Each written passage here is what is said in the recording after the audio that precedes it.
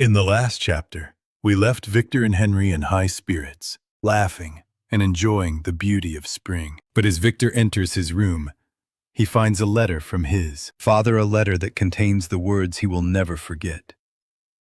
William is dead. He is murdered. In chapter 6, the nightmare returns. Victor rushes back to Geneva, and in the midst of a violent thunderstorm at Plainpalais, a flash of lightning reveals a terrifying figure. The filthy demon to whom he gave life is lurking near his home. Victor knows instantly that his creature is the murderer, but a far more twisted tragedy awaits him. The family believes the killer is the innocent Justine Moritz. Let us witness the beginning of Victor's true punishment. Clerval then put the following letter into my hand. It was from my own Elizabeth. My dearest cousin, you have been ill, very ill, and even the constant letters of dear, kind Henry are not sufficient to reassure me on your account. You have forbidden to write, to hold a pen. Yet one word from you, dear Victor, is necessary to calm our apprehensions. For a long time I have thought that each post would bring this line, and my persuasions have restrained my uncle from undertaking a journey to Ingolstadt. I have prevented his encountering the inconveniences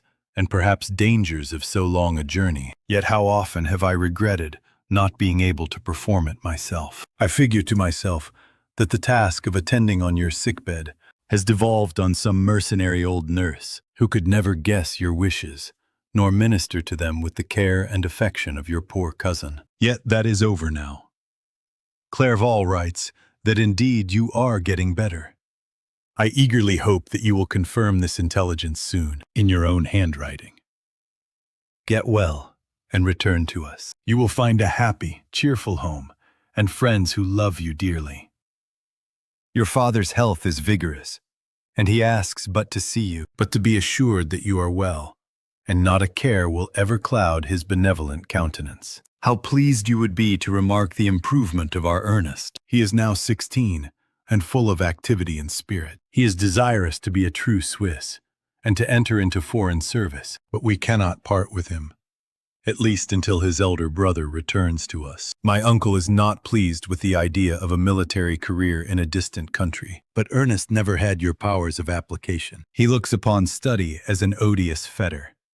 His time is spent in the open air, climbing the hills or rowing on the lake. I fear that he will become an idler unless we yield the point and permit him to enter on the profession which he has selected. Little alteration, except the growth of our dear children, has taken place since you left us. The blue lake and snow-clad mountains, they never change. And I think our placid home and our contented hearts are regulated by the same immutable laws. My trifling occupations take up my time and amuse me, and I am rewarded for any exertions by seeing none but happy, kind faces around me. Since you left us, but one change has taken place in our little household. Do you remember on what occasion Justine Moritz entered our family? Probably you do not.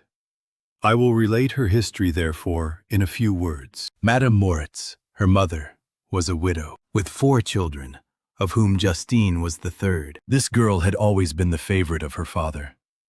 But through a strange perversity, her mother could not endure her, and after the death of Monsieur Moritz, treated her very ill. My aunt observed this, and when Justine was 12 years of age, prevailed on her mother to allow her to live at our house. The republican institutions of our country have produced simpler and happier manners than those which prevail in the great monarchies that surround it. Hence there is less distinction between the several classes of its inhabitants, and the lower orders, being neither so poor nor so despised, their manners are more refined and moral. A servant in Geneva does not mean the same thing as a servant in France and England. Justine, thus received in our family, learned the duties of a servant, a condition which, in our fortunate country, does not include the idea of ignorance and a sacrifice of the dignity of a human being. Justine, you may remember, was a great favorite of yours, and I recollect you once remarked that if you were in an ill humor, one glance from Justine could dissipate it. For the same reason that Ariosto gives concerning the beauty of Angelica, She looked so frank-hearted and happy. My aunt conceived a great attachment for her, by which she was induced to give her an education superior to that which she had at first intended. This benefit was fully repaid. Justine was the most grateful little creature in the world. I do not mean that she made any professions. I never heard one pass her lips. But you could see by her eyes that she almost adored her protectress. Although her disposition was gay, and in many respects inconsiderate, yet she paid the greatest attention to every gesture of my aunt. She thought her the model of all excellence, and endeavored to imitate her phraseology and manners, so that even now she often reminds me of her. When my dearest aunt died, everyone was too much occupied in their own grief to notice poor Justine, who had attended her during her illness with the most anxious affection. Poor Justine was very ill, but other trials were reserved for her. One by one, her brothers and sister died, and her mother, with the exception of her neglected daughter, was left childless. The conscience of the woman was troubled. She began to think that the deaths of her favorites was a judgment from heaven to chastise her partiality. She was a Roman Catholic, and I believe her confessor confirmed the idea which she had conceived. Accordingly, a few months after your departure for Ingolstadt, Justine was called home by her repentant mother. Poor girl! She wept when she quitted our house. She was much altered since the death of my aunt.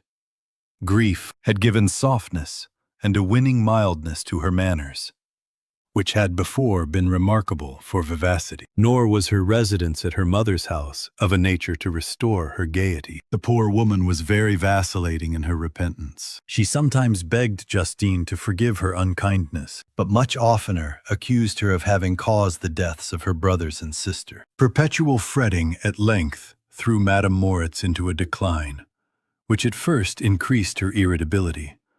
But she is now at peace forever. She died on the first approach of cold weather, at the beginning of this last winter. Justine has just returned to us, and I assure you, I love her tenderly. She is very clever and gentle, and extremely pretty. As I mentioned before, her mien and her expression continually remind me of my dear aunt. I must say also a few words to you, my dear cousin, of little darling William. I wish you could see him. He is very tall, of his age, with sweet, laughing blue eyes, dark eyelashes, and curling hair. When he smiles, 2 little dimples appear on each cheek, which are rosy with health. He has already had 1 or 2 little wives, but Louisa Baronne is his favorite, a pretty little girl of 5 years of age. Now, dear Victor, I dare say you wish to be indulged in a little gossip concerning the good people of Geneva. The pretty Miss Mansfield has already received the congratulatory visits on her approaching marriage with a young Englishman, John Melbourne, Esquire. Her ugly sister Manon married Monsieur Duvillard, the rich banker, last autumn. Your favorite schoolfellow, Louis Manoir, has suffered several misfortunes since the departure of Clerval from Geneva, but he has already recovered his spirits and is reported to be on the point of marrying a lively, pretty Frenchwoman, Madame Tavernier. She is a widow and much older than Manoir, but she is very much admired and a favorite with everybody. I have written myself into better spirits, dear cousin, but my anxiety returns upon me as I conclude. Write, dearest Victor. 1 line, 1 word will be a blessing to us. 10,000 thanks to Henry for his kindness, his affection, and his many letters. We are sincerely grateful. Adieu, my cousin. Take care of yourself, and I entreat you, write. Elizabeth Lavenza. Geneva, March 18th, 1760. Dear, dear Elizabeth, I exclaimed when I had read her letter. I will write instantly and relieve them from the anxiety they must feel. I wrote, and this exertion greatly fatigued me. But my convalescence had commenced, and proceeded regularly. In another fortnight, I was able to leave my chamber. One of my first duties on my recovery was to introduce Clerval to the several professors of the university. In doing this, I underwent a kind of rough usage, ill-befitting the wounds that my mind had sustained. Ever since the fatal night, the end of my labors, and the beginning of my misfortunes, I had conceived a violent antipathy even to the name of natural philosophy. When I was otherwise quite restored to health, the sight of a chemical instrument would renew all the agony of my nervous symptoms. Henry saw this, and had removed all my apparatus from my view. He had also changed my apartment, for he perceived that I had acquired a dislike for the room, which had previously been my laboratory. But these cares of Clerval were made of no avail when I visited the professors. Waldman inflicted torture when he praised, with kindness and warmth, the astonishing progress I had made in the sciences. He soon perceived that I disliked the subject, but not guessing the real cause, he attributed my feelings to modesty, and changed the subject from my improvement to the science itself, with a desire, as I evidently saw, of drawing me out. What could I do? He meant to please, and he tormented me. I felt as if he had placed carefully, one by one, in my view those instruments, which were to be afterwards used in putting me to a slow and cruel death. I writhed under his words, yet dared not exhibit the pain I felt. Clerval, whose eyes and feelings were always quick in discerning the sensations of others, declined the subject, alleging in excuse his total ignorance, and the conversation took a more general turn. I thanked my friend from my heart, but I did not speak. I saw plainly that he was surprised, but he never attempted to draw my secret from me. And although I loved him with a mixture of affection and reverence that knew no bounds, yet I could never persuade myself to confide in him that event, which was so often present to my recollection, but which I feared the detail to another would only impress more deeply. Crimp was not equally docile, and in my condition at that time, of almost insupportable sensitiveness, his harsh, blunt encomiums gave me even more pain than the benevolent approbation of Monsieur Waldman. "Den the fellow!" cried he. "Why, monsieur, Clerval, I assure you, he has outstripped us all. Aye, stare if you please, but it is nevertheless true. A youngster who, but a few years ago, believed in Cornelius Agrippa as firmly as in the gospel, has now set himself at the head of the university.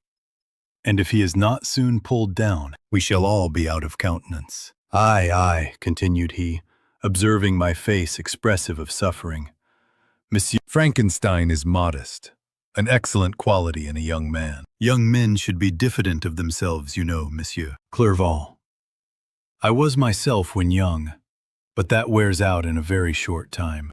Crimpa had now commenced an eulogy on himself, which happily turned the conversation from a subject that was so annoying to me. Clerval had never sympathized in my tastes for natural science, and his literary pursuits differed wholly from those which had occupied me. He came to the university with the design of making himself complete, master of the Oriental languages, and thus he should open a field for the plan of life he had marked out for himself. Resolved to pursue no inglorious career, he turned his eyes toward the east, as affording scope for his spirit of enterprise. The Persian, Arabic, and Sanskrit languages engaged his attention, and I was easily induced to enter on the same studies. Idleness had ever been irksome to me, and now that I wished to fly from reflection and hated my former studies, I felt great relief in being the fellow pupil with my friend, and found not only instruction, but consolation in the works of the Orientalists. I did not, like him,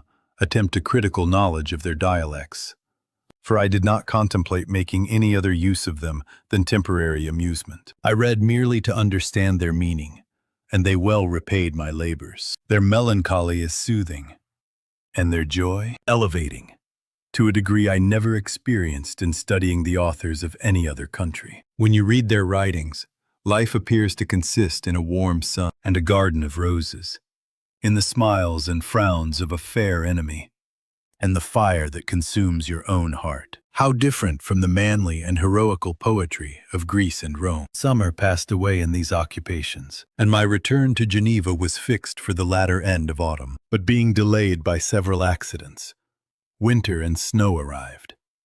The roads were deemed impassable, and my journey was retarded until the ensuing spring. I felt this delay very bitterly, for I longed to see my native town and my beloved friends. My return had only been delayed so long from an unwillingness to leave Clerval in a strange place, before he had become acquainted with any of its inhabitants. The winter, however, was spent cheerfully, and although the spring was uncommonly late, when it came. Its beauty compensated for its dilatoriness. The month of May had already commenced, and I expected the letter daily, which was to fix the date of my departure. When Henry proposed a pedestrian tour in the environs of Ingolstadt, that I might bid a personal farewell to the country I had so long inhabited, I acceded with pleasure to this proposition.